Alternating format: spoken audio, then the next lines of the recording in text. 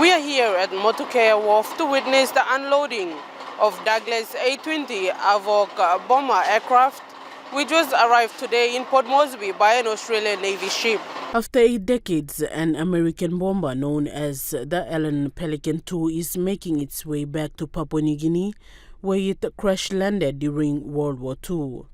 The Douglas A-20 Havoc bomber was loaded by crane onto the Navy's ADV Reliant ship at Townsville after being transported by truck from the Royal Australian Air Force Base at Ambeli near Ipswich, Queensland.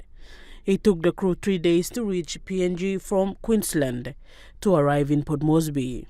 The squadron leader, Paul Hishby, gave an highlight of the aircraft. It's a Havoc A-20G light bomber that was utilised by the US Air Force, Australia, Soviet Union, the French, the British. So it was a fairly wide-scale twin-engine light bomber. This one here is called a Havoc. So it actually had guns in the front. So it was also used as a ground attack aircraft, as well as a light bomber. Museum no, it is definitely not airworthy. It's a pure museum piece, and it was always meant to be set up as a museum piece.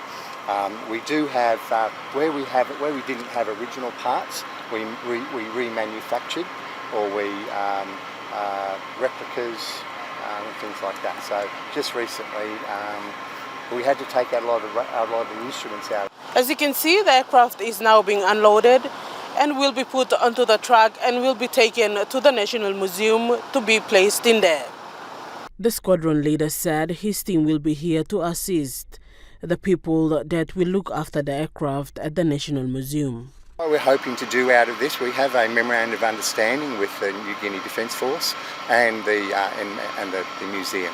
So what we will do while we're here is that we will show people what they need to do to look after this aircraft, and we will be available for advice through our MOU that we're going to sign with them to provide them advice to get them up to speed. The aircraft itself is fully restored. So we have got maintenance instructions for it that we will provide. The New Guinea Defence Force is quite interested, so we have been speaking with the ATW here, so we can show some of their people what they need to do to look after these historic aircraft, because you do have quite a few here. The delivery of Alan Pelican II recognizes Australia's and PNG's shared history, with the aircraft being a permanent representation of the long-standing cooperation and close defense relationship forged in the shared sacrifice during World War II. The aircraft had been on display at the RAF Ambeli Aviation Heritage Centre since 1996 until a suitable location to permanently house the aircraft was found in PNG. Samantha Solomon, National EMTV News.